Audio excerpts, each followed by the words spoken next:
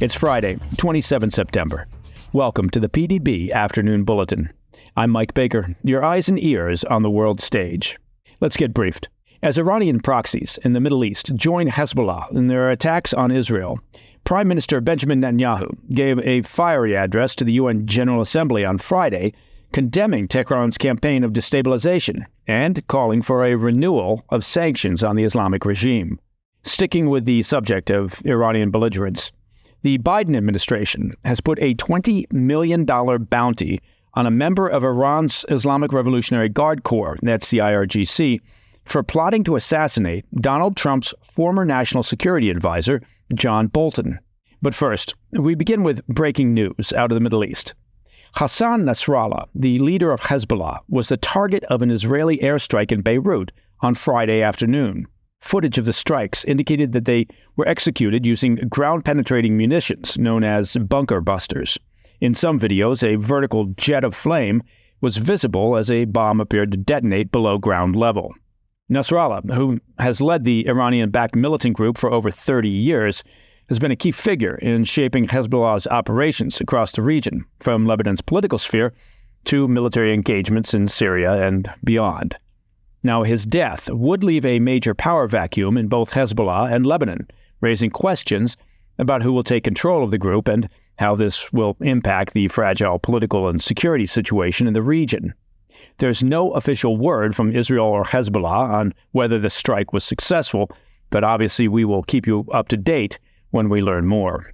The strike came as the Iranian-backed Houthi militants joined Hezbollah in their attacks on Israel, and Prime Minister Netanyahu threatens Iran in a fiery address to the General Assembly. Yemen's Houthi militants officially re-entered the fray on Friday, firing a ballistic missile at Tel Aviv and an attack drone on a community in southern Israel. While both were intercepted, the attacks triggered air raid sirens and suggested Israel would now have to contend with rocket assaults from Iranian proxies in both Lebanon and Yemen. According to a Reuters report, a spokesman for the Yemeni terrorist group vowed to carry out more military operations against what they called the Israeli enemy. The group said the attacks will not cease until Israel halts their military operations both in Gaza and Lebanon, where Israel is currently engaged in a major campaign aimed at degrading Hezbollah's military capabilities. But the group didn't stop with Israel. The spokesman for the Houthis also said that they targeted 3 U.S. destroyers in the Red Sea on Friday on their way to support Israel, firing 23 ballistic and winged missiles along with drones. U.S. officials confirmed the warships intercepted a number of missiles and drones and said there was no damage to any of the 3 vessels. As a reminder, the Houthis are a key regional proxy for the Iranian regime. Oh, there's the Iranian regime again, which funds and arms the militant group. Speaking of Iran, Israeli Prime Minister Netanyahu was in New York City on Friday to address the UN General Assembly, where he singled out the Islamic regime for being the driver of the current regional instability in the Middle East. That's according to a report from the New York Post. Well, he's not wrong.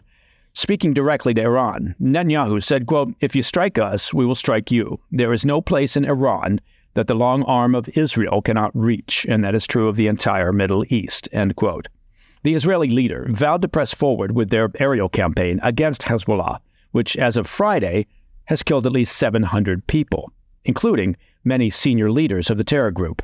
He did, however, say Israel would continue to discuss diplomatic solutions with allies, though hopes, frankly, for a temporary ceasefire have all but collapsed. Netanyahu also turned his ire on the UN General Assembly, which hosted speakers such as the president of Iran and Palestinian National Authority leader Mahmoud Abbas earlier this week. As dozens of diplomats walked out of his speech in protest, oh, how brave are they, Netanyahu denounced the UN General Assembly as a, quote, swamp of anti-Semitic bile that does not deal in reality. Well, again, he's not wrong. He likened the body to a, quote, anti-Israel flat earth society, accusing them of a moral double standard for blaming Israel for the regional chaos rather than the Iranian proxies and the Iranian regime that first attacked. Netanyahu pointed to the International Criminal Court's allegations that Israel is deliberately killing civilians as proof of the UN's, quote, profound moral confusion. The Israeli leader said such moral confusion also appears to extend to the, quote, self-described progressives in the U.S. who have been protesting in support of Iran's regional allies, saying they have no clue what life is actually like under the repressive Islamic regime. Netanyahu called for the UN to reimpose sanctions on Iran that were lifted as part of the defunct 2015 nuclear deal with Iran, warning that the international community needed to put on a full-court press to ensure the mullahs don't build a nuclear weapon.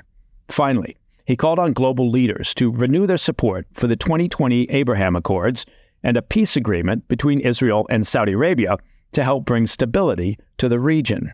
Barring a diplomatic intervention, however, it appears that there is no end in sight for the current fighting between Israel and Hezbollah. As of Friday, Israel continues to prepare for a possible ground invasion of Lebanon. Coming up, the Biden administration has put a $20 million bounty on a member of Iran's Islamic Revolutionary Guard Corps, the IRGC, for plotting to assassinate Donald Trump's former national security advisor, John Bolton. I'll be right back. Hey, Mike Baker here. Every day we hear about surveillance and how our right to privacy is being infringed upon. And it's true, right? You know what I'm talking about. It feels like we're living in a world where nothing is truly private anymore. And you know why? It's because nothing really is truly private anymore. I mean, most of us, for the sake of convenience, fair enough, right? We hand over our personal information without a second thought on a daily basis. I mean, we're signing up for services, you're shopping online, using social media, and I know you're out there using social media.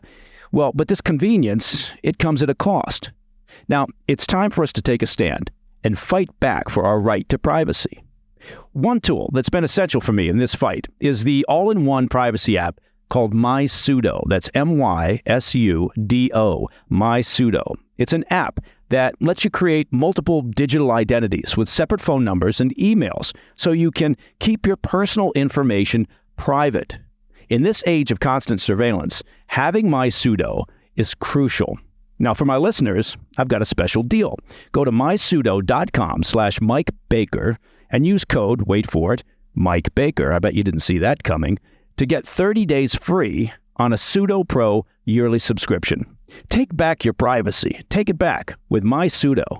Trust me, it's worth it. Welcome back to the Afternoon Bulletin.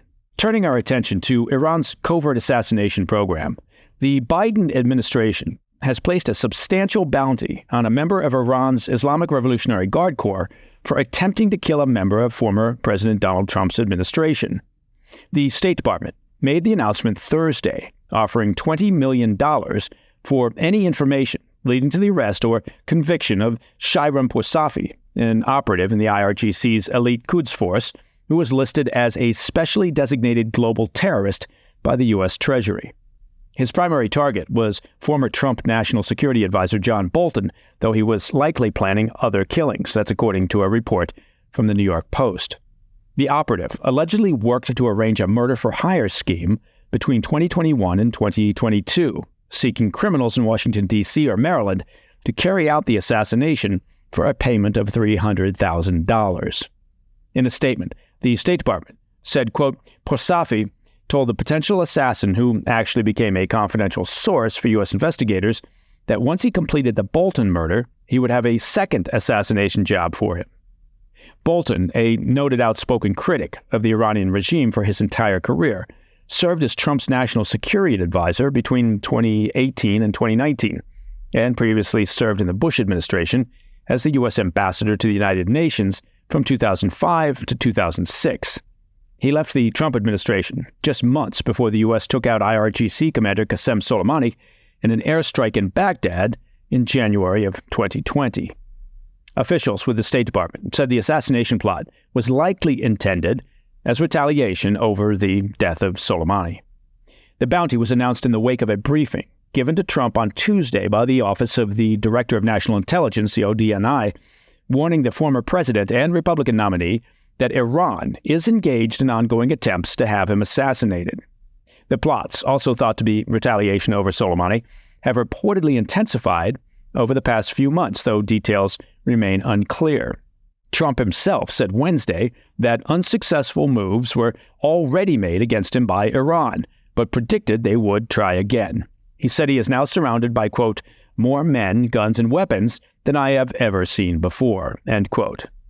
Now, in addition to Trump and Bolton, the U.S. government is providing full-time security for former Secretary of State Mike Pompeo and former Special Envoy for Iran, Brian Hook, who are also reportedly targets for assassination by the mullahs.